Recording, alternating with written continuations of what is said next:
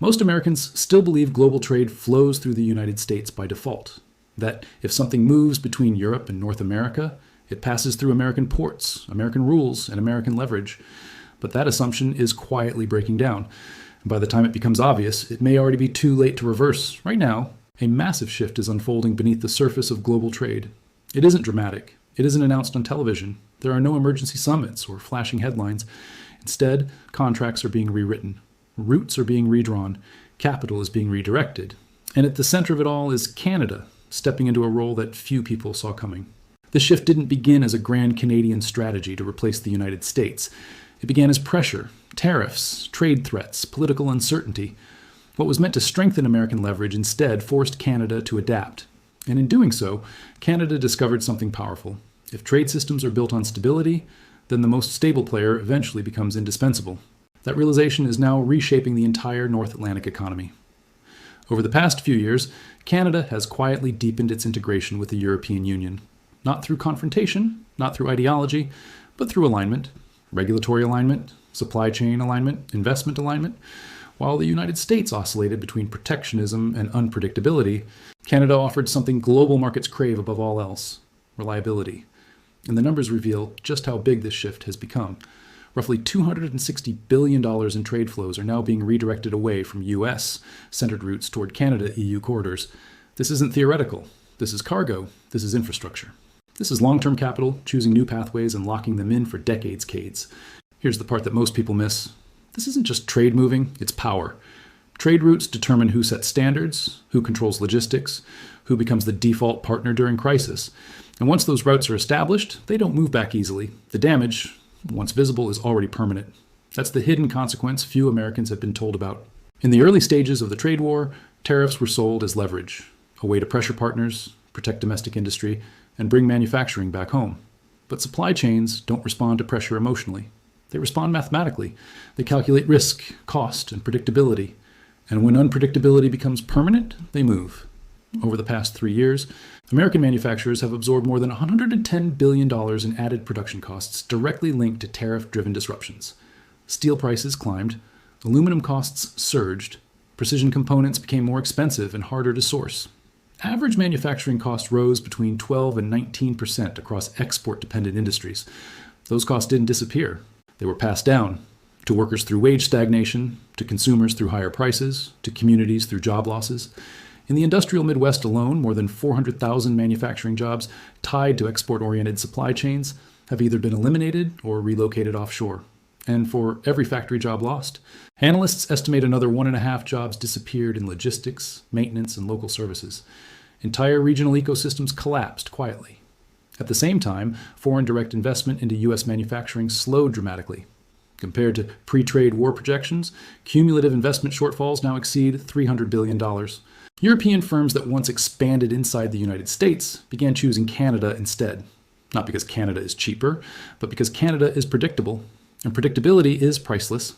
Canada aligned itself tightly with European regulatory frameworks, environmental standards, industrial certification, trade dispute mechanisms, procurement rules, all designed to reduce friction and eliminate surprises. For European investors, this alignment created insulation from tariff volatility. Canada became a safe industrial gateway. The United States, meanwhile, began to look risky.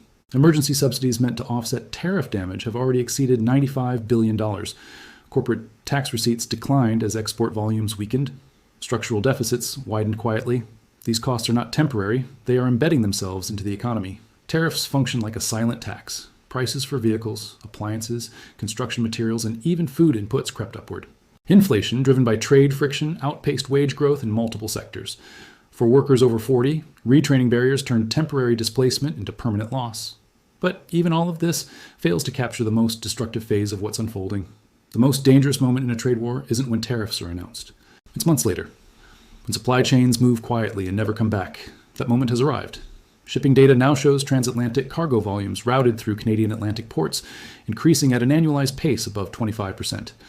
Meanwhile, U.S. East Coast throughput has stagnated or declined in high-value categories.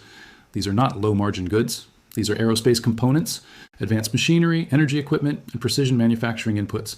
Why does that matter? Because once high-value trade moves, the surrounding ecosystem follows.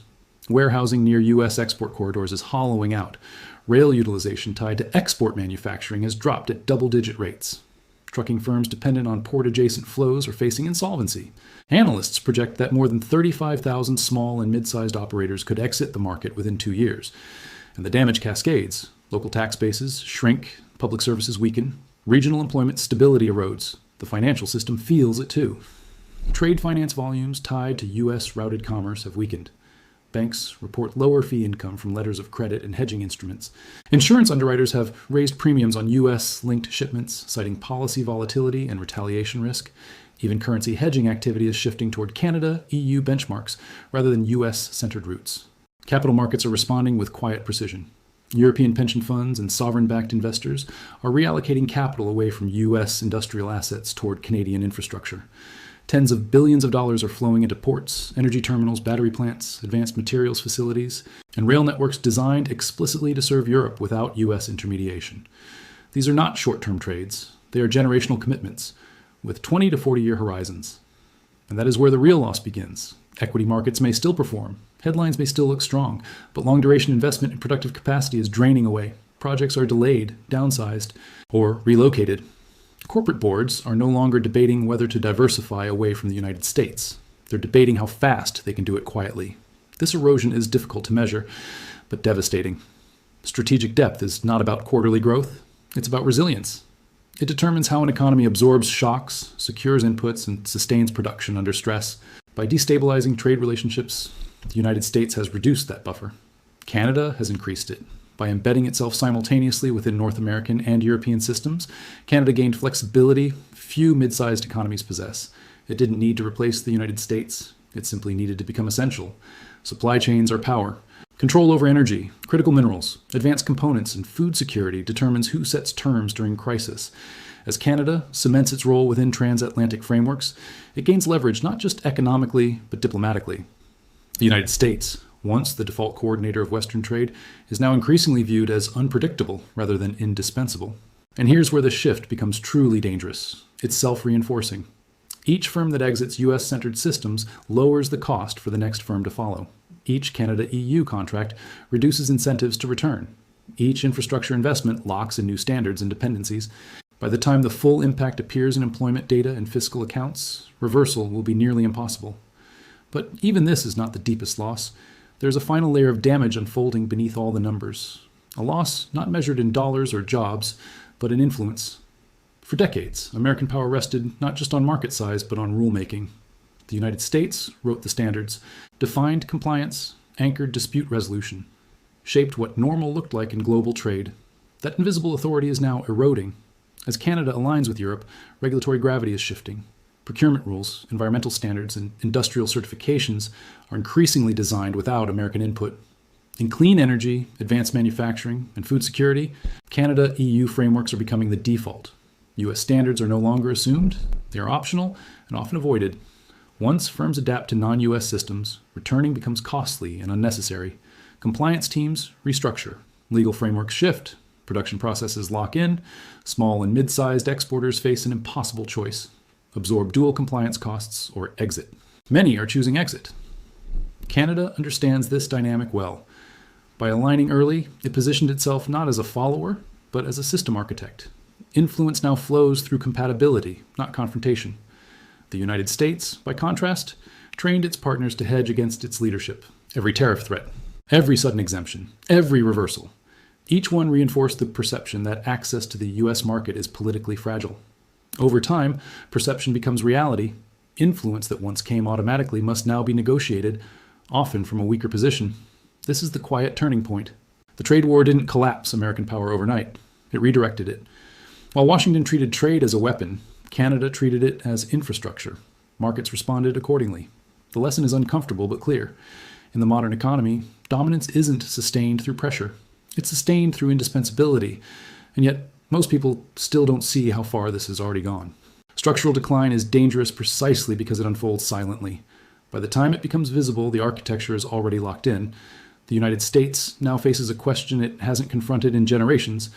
Can it still be the central reference point for global trade decisions? Or has that moment quietly passed? What happens next depends on choices not yet made, but one truth is already unavoidable. Canada didn't defeat the United States. It simply remained stable while the United States did not. And in global trade, stability wins. If you want more deep, fact-based analysis beyond headlines and politics, make sure to subscribe. And let me know in the comments. Do you think the United States can reverse this shift, or has Canada already locked in its advantage? Thanks for watching, and I'll see you in the next one.